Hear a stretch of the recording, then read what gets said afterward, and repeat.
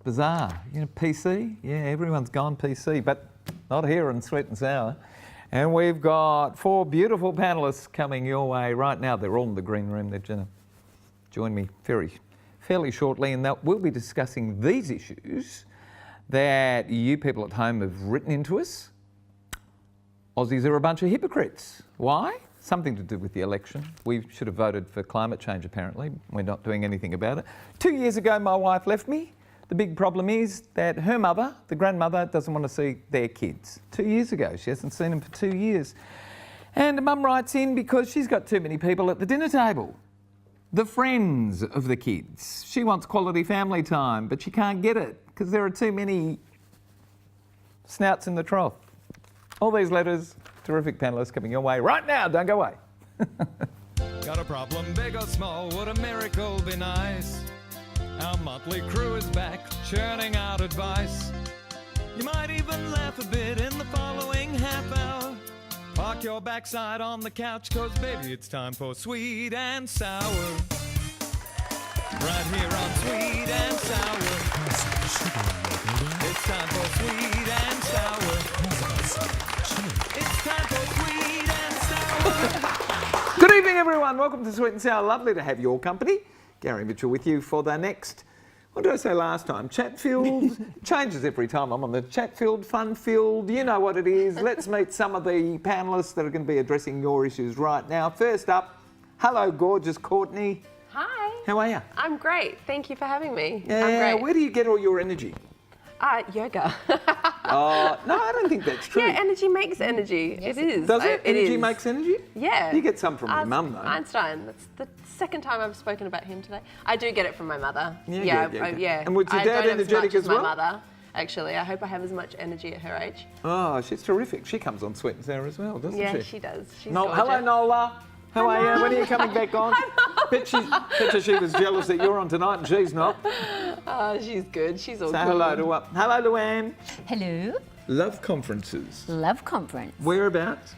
This time it was in Singapore. Last time I had to fly to LA, so it was so nice to Wow. be a little bit closer. You get to fly around the world and chat about the things that we like to do the most. Yes, love, that's pretty good. romance, and how to get it offline. Did you learn anything that might help us tonight? Oh, of course, absolutely. Nice to have you here, darling. Thank you. Hello, Suzie. Hello. Where were you? Mandurah. Mandurah. Oh, that's Was not it too far to go. is it? Mandurah's fantastic. What were you doing no, there? Filming for a TV program. Have you been to Rottnest lately? To do any filming?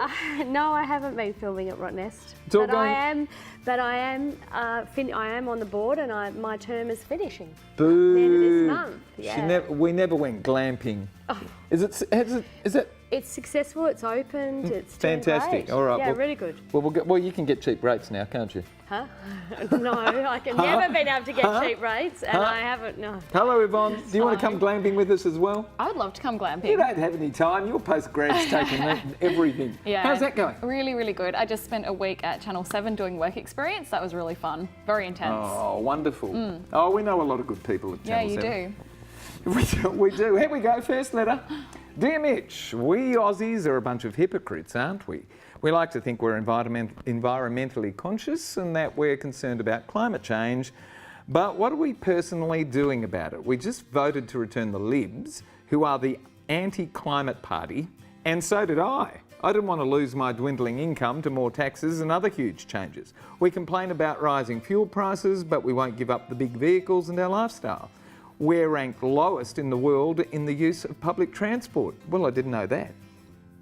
We still build huge houses and can't do without air conditioning. And remember when hardly anyone had air conditioning at home? Shouldn't we be thinking about how we're going to change our lifestyles? Don't you think switching a light off here and saving a bit of water there is just a little too late? I see plastic blowing down the street and it's not a soul stops to pick it up. Have we been living in so much comfort for too long that we can't do anything about it now? So what are we going to do? Now that the shit is clearly hitting the fan and we're all seeing islands in Southeast Asia, Fiji and the Solomon Islands completely disappearing. And that comes to us from Samantha of Fullerton in South Australia. Suzie, are we a bunch of hypocrites?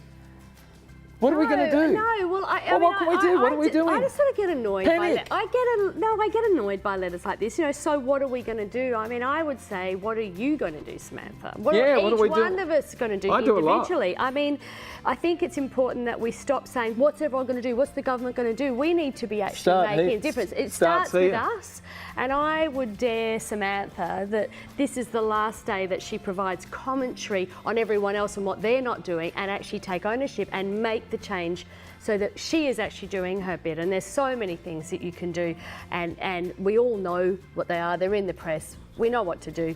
You just have to actually care about your environment and try and save the planet in your little way. What are your generation doing out there? Out there, Yeah. I think my generation is pretty environmentally conscious. But what are they doing? What are they doing? Okay, well, Because it's one thing to actually say, yes, we agree, but it's another thing to actually do something. Yeah, so this was in the answer that I was originally planning on giving. So I've got a really good friend of mine who, his name is Darren Lohman, and he was the Young Australian of the Year a few years ago. He's just started something called Green Batch, which is the first plastic reprocessing facility in Western Australia. I remember you saying that before in another program. I did. Yeah. I remember that as well.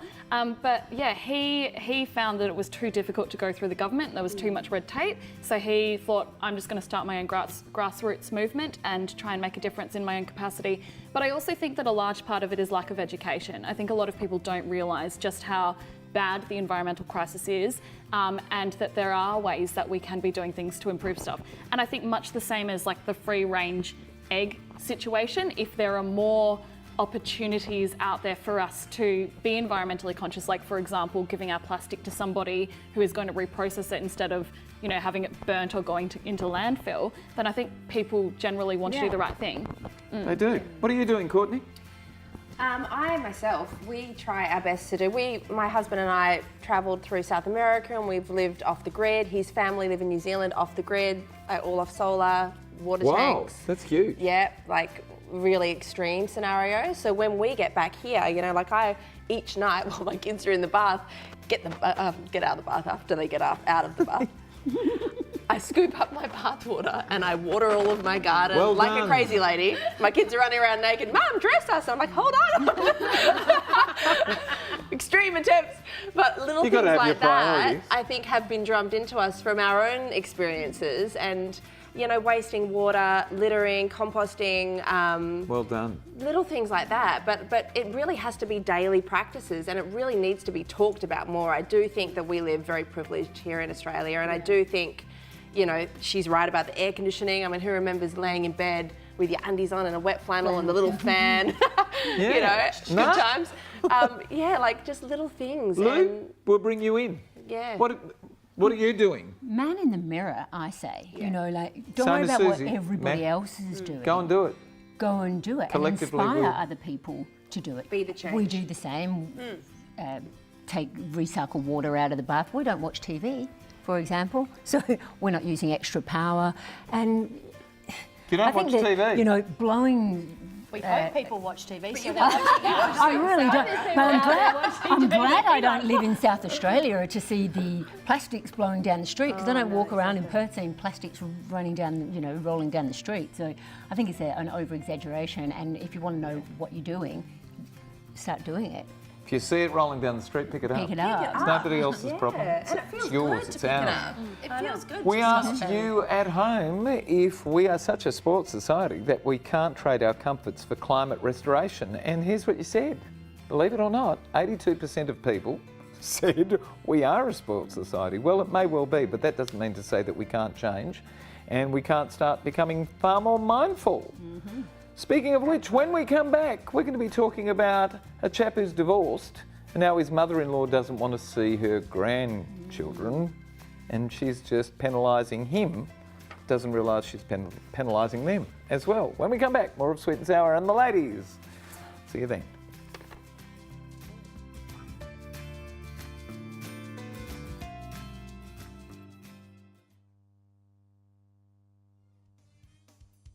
Right here on Sweet and Sour.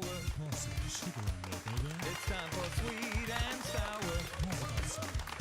It's time for Sweet and Sour. All you you're getting defensive now. Welcome back to Sweet and Sour. If you'd like to send us a letter and have it discussed by the panel and maybe ripped apart by Susie, send it to one of the contact points, the social media contact points that's appearing on your screen. There it is. Well, there are 5. 1, 2, 3, 4, 5. Yes, the first one is our website, and then they're all social media points. Facebook, Twitter, Instagram, and what's the last one? Snapchat. Did you just learn that tonight? Yeah. And for everyone who does send us a letter, we're going to send you to the movies. Red Jones. Sorry, Red Jones. Red Star. Isn't that a Chinese restaurant up the road? Never mind. Thank you, Natalie Cameron of NRC Communications, for being with us for so many years. More than almost 20 years. Thanks, Nat. Dear Mitch and panellists, 2 years ago my wife left me for another man. We divorced soon after. Since then, my children, I have an 8-year-old girl and a 5-year-old boy, have not seen their maternal grandmother. After the divorce, she refused to speak to me because she blames me for everything. She can't believe her daughter would walk out on her family without good reason. I've never met with her high standards, and she would always hint that I didn't know how to look after her daughter. I've accepted her decision, but it breaks my heart that she doesn't want to see her grandchildren. I'm running out of excuses and don't know how to tell them that their nana doesn't want to see them. What can I tell them, and how do I change my mother-in-law's mind? Ross of Kingsford, New South Wales, straight to Courtney. Sad situation here, Courtney. Sad situation, really sad for all parties. But my advice would be you don't. You can't try to change your mother-in-law's mind. You can't try to change anyone. And the kids don't really need their nana to be happy, do they? No, they don't. That's right. And they might have one set of grandparents anyway. She's missing out. We don't know. There's a lot we don't know from this letter, but what we do know is that he clearly loves his kids, and I mean, there's no harm in maybe showing her, photos at Christmas, or the occasional reach out is something I would suggest. Christmas card with photos. They'd love to see how beautiful they are and what she's missing out on, because it's obviously her stuff that is blocking her from getting to know these beautiful Lou, children. come on in. Okay, I think there's 2 points that we really want to look at here. Number one, why is it your responsibility to change your mother-in-laws, to do anything with the mother-in-law? You need to deflect that straight where it belongs, to the daughter, to the mother. You need to ask your mummy that. That's not anything to do with me. It's not my mummy. It's your mummy's mummy. So check with her. Number one. Can we see Nana? Well, yes, if you ask your mum. Yeah, and number 2.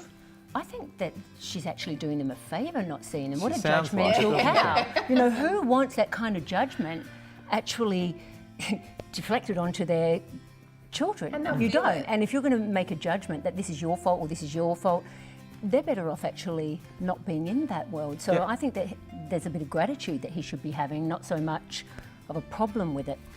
Suze? Oh, I don't agree. Really? Anything. Well, I just question Ross because the lady's hard. Hold on a minute.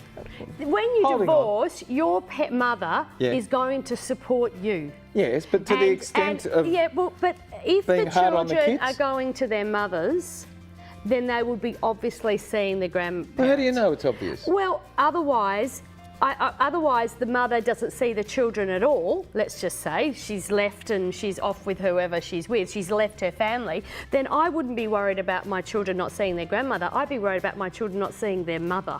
So you think there's more going on? You can't have it both ways. I actually think that Ross has to. The hardest part about divorce is you actually have to acknowledge where you went wrong in your marriage. And do you want to tell us about it now? No, because it was a long time ago. But to be honest with you, Ross needs to actually get a grip and actually care about his children and do the best for his children, and stop thinking about his mother-in-law. Maybe he's missing the mother-in-law.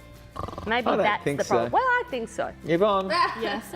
I mean, if Susie's example wasn't correct, if for whatever reason they still aren't seeing the grandmother but are still in contact with the mother, I would honestly say exactly what Lou said. I wouldn't bother trying to have the children involved in their lives. I agree. Yeah. I agree in that instance. But because I just think it's too harmful. If there's a grandmother that's like, oh no, I don't want to see these children, why would you want to expose your children to that anyway? Exactly. Not your job to worry about the grandmother. Yeah. Not your job. Care about your kids, that's the most important Take thing. them to your own mum and dad if you've got them, if you're lucky enough. Otherwise, plenty of surrogate grandparents. People love kids. Where could you go? We asked you at home to answer this question for us. Are grandparents usually victims in their kids' marital breakdowns? And, well, fairly evenly split on this one. 48% said yes and 52% said no. So sometimes yes, sometimes no. Just depends on the family, I suppose. I think that's wrong too. I think it's about 100% yes on some side. I do. I really On think. some. On some 100% side. on some No, side. but on some. No, yeah. Well, Would that be 50%? Well, it depends who has the children more. I mean, I think it's really hard for grandparents. It's a worry. It's really bad. Do you have lots of kids coming over for dinner at your place? Yes, we have lots of kids coming around for dinner. And I love it. Does that bug you? No, I love it. You love it? Yeah, All right, I love because it. when we come back, we're going to be talking about a lady who's written into us. She's a mum and she has 1 million kids coming around, the neighbourhood's kids, the kids' friends popping in at dinner time, and she just wants some quality time with the family. When we come back, don't go away. We'll see what the panellists have got to say. See you then. Right here on Sweet and Sour. It's time for Sweet and Sour. It's time for Sweet and Sour. Neighbours had to him. Oh, we're going straight into the next letter. Hi, Sweet and Sour. We've always been a hospitable family and I've always welcomed my children's friends. My children are in their 20s now and they mostly fend for themselves. I work full-time and my daughters are full-time students. We certainly try to have quality time around the dinner table, as that's when we all manage, and it is a management issue, to sit together. It's getting harder and harder to do. We insist the phones are placed in another room on silent. It's a special time. The growing problem is that some of their friends love our family dinner get-togethers too and drop in at dinner time, because I'm pretty sure this family time is not happening at their homes. Though it's lovely to see them, they don't seem to realise that we're trying to cope with the hugely quickening lifestyle that we're all battling, and this is our family time. They drop in strategically before dinner, ask to stay, and it's started to undermine the little family time that we have. I've tried to drop hints, but so far they remain oblivious. What's a tactful way of stopping the friends turning up but not damage the bonds of my children's friendship? It's a very special time and we know the kids will be off our hands soon. Elizabeth of Albert Park in Victoria. Oh, keep putting on the tucker and bring them in. Yvonne, what do you say? Okay, so I think that Elizabeth needs to lay down the law. I would say that one night a week specifically is family only, and then any other night the other children are allowed to come, other friends are allowed to come over. Wouldn't you do it the other way around? Say 6 nights a week are family only and 1 night a week everybody else as well. Do they say when they have the family dinners or how frequent they are? Well, I gather it's just at dinner time, I don't know. That is a lot of family time spent together. I do not spend that much time with my family. Nobody does anymore. No, exactly. Nobody does anymore. Yeah. When I was growing up, you spent all, every night was at dinner. They're older. They're They're older. full-time students, so they're at uni. Yeah. That's a tough gig to get them around the dinner table It every is. I reckon night. just once a night, definitely. Once a night? Sorry, once a night. Once a night, Once a Once a night. night. Yeah, no, once a week, definitely. You have just family only. The rest of the nights, kids come around. So what happens if it's 4 nights a week, everybody else comes? That's fine. I mean, I can't speak for them. No. It just depends on their values. I don't want to what they entertain other want. people. I want to come home and relax. All right, Suze, what's going on there? Well- What do you do? Well, you're torn as a parent. You want your kids to be at home. I want them to be at home, but I also want to have their friends hanging around. So I just say to Elizabeth, be really happy that your kids and that their friends want to hang out at your house. I think that's a real positive. They're in their 20s, yeah. But yeah, I mean, that's a fantastic thing because all of a sudden they go. But I would say we have a deal that on Sunday night I try to have just the family, but generally we have, a girlfriend or two, which is great. And then the other thing, if you really want to get them to eat with you, what you need to do is actually say, right, we're going to go out to a really nice restaurant and I'm paying Ooh. and you book the restaurant. And I tell you what, if you're paying and it's a really good restaurant, they'll be there. So that might be once a month. I think once a week family dinner is great, and maybe once every 3 weeks or something you go out to dinner and you'll have them, and also lay down the rules. You're the person cooking. They're going to tell their mates that you're paying, and all the mates are going to come and freeload as well. But you're torn because you really want to have family time and you also want to have them hanging around with you. We asked you at home, is it harder? Is it becoming harder to find and enjoy quality family dinner time? And here's what you said. I'm surprised these statistics aren't higher. 68%, almost 70% said yes. Well, that's a pretty high statistic, that's isn't it? high. Of course it is. Only 32% said no. All right, Lou. Okay, well, we start the letter with, we've always been a hospitable family and we've always welcomed, but all of a sudden we want to change this now. Not so hospitable anymore. You know what I mean? You can't always be this way and then all of a sudden say, oh, we don't want to do it that way anymore because we want you all to ourselves. And, you know, if you make the rod for your back, you've got to, you know, make the rod for your back. And things are going to change. So it's time to get strategic, and it's not really that difficult to outsmart the system. You ring all the friends and you say, hey guys, we're having a family dinner, it's going to be at 8 o'clock. You have the family dinner at 6:30. By the time they get there, family dinner is finished. They've got the leftover garlic bread over here that they can come in and join in. So start prepping the friends. We're gonna let you know when the family dinner is. You've done this before. Absolutely. Absolutely. You've done this before. Absolutely. No, but honestly, there's ways to strategize anything. So all we need is just a new strategy, and the strategy is to ring them, invite them. You're invited to the family dinner. Would you like to come? Being hospitable. Yeah. Hospitable. If you start inviting them, it's really funny that, you know, the perception is if you actually start inviting them, going, dinner's at X amount of time, if you want to be there, they'll be like, oh, I've got to get to 2:00 and I've got to be there on time and there's rules, and all of a sudden they'll start going, oh my gosh, too many rules there. Or if you're coming over for dinner, can you please bring X, Y, Z? And what you'll find is you'll go, oh, yeah, no, maybe My no. mum always used to say to the kids, won't your mum and dad be worried about you, dear? And then if they didn't take the hint, she'd then say, your mum and dad will be worried about you, dear. Time you went. Courtney, last word. I think communication. Like when I think back to, you know, just communicate even with your Tell kids. your kids. Tell your kids what you're Why wouldn't you feeling. just tell your kids? You're exhausted. I miss you. Can we figure out some way where we can tactfully do this together as opposed to bearing all of the grunt as the mother? Get the kids to cook. See how many people they'd want over there. Right, you want your friends here? You come and do it. That's okay. We love your friends I think too. a potluck's a great idea too. Yeah, but communication. I think it's so Just important tell that the her. kids know how she's feeling, and it's probably- another way that you can become know- closer as a family. I sort of take on the fact that Louanne said that she's hospitable. So obviously this has happened. I mean, I would suggest, I don't know, you and I have the same age kids. I don't have all their friends dropping in for dinner. That's obviously been something that she's Cultivated. really cultivated. And she don't, you know, I'm the best cook. You all want to eat with me and not your own mother's food. And now she's going, I don't want to I don't want that anymore. You know, you can't. She's changing the rules. I think so. But I mean, I really She's think... entitled to change the rules But though, as- isn't she? as She's a- just got sick of it. Yeah, but as a parent with full-time students, you do want to have, because they are all out and about all the time. Yeah. You actually do want. I mean, we went away at Easter just with the kids, and I just said, that's fantastic. It was so good. Like, You we didn't. had- You it didn't was have so other people good. come camping with you? Just cookers. Did you We go? broom. You We didn't went have. to Broome. Oh, you didn't go glamping to Rottnest. No, I didn't go glamping. I haven't been glamping at Rottnest. Neither I have been I. in Karajini. When are we going glamping at Rottnest? I don't know, Gary. I don't know when Oh. when you're going. I love Rottnest. glamping. So You love good. glamping? I I've love never it. been It's glamping. like being a kid again. You don't have to do any of the hard I stuff. love it. It's all the Right. good thing of camping, but not. Is glamping? What's it like? I've never been. Oh, it's so good. I would encourage Eddie, and Rottnest is new. It's just open, so Okay. yeah, give it a go. Is Rottnest better than Karajini? I don't know. I haven't stayed at Rottnest. Well, you've sat on the board for 9 years. Surely you know what the quality of Well, I Rottnest think it Island board looks tourism is. absolutely stunning, and Rottnest is doing fantastic. And quokka selfies are the bang. Oh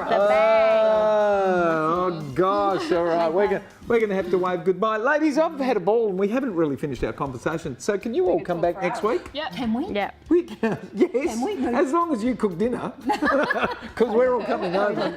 Totally. Thank you, Lou. Courtney. See you next week. I'll Yes? see you next week. Lou, Thank you. I will be here. your leave pass is granted, provided you bring a plate. All right. Yeah. Suze. See you later. Have you ever had dinner provided by Lou before? No, I haven't, and I'm waiting. I'll be Wait, there for I dinner. gotta- I'll bring all my You're a kids. I got invited onto My hang- Kitchen Rules Did you really? years ago. I didn't go. Self-praise is no recommendation. Yvonne! Yeah, I'll bring the pavlova. I'll be there. That's terrific. Thank all of our wonderful panellists that you'll see next week as well. Thank our terrific crew and thanks for having us at home tonight, Australia. Good night, everyone. Come on, ladies, you know what you're doing. Okay, we're That's waving. it. That's it. Like that? Good night. See you We're next all week. waving with the same hand. We are all waving with the same hand. Same here.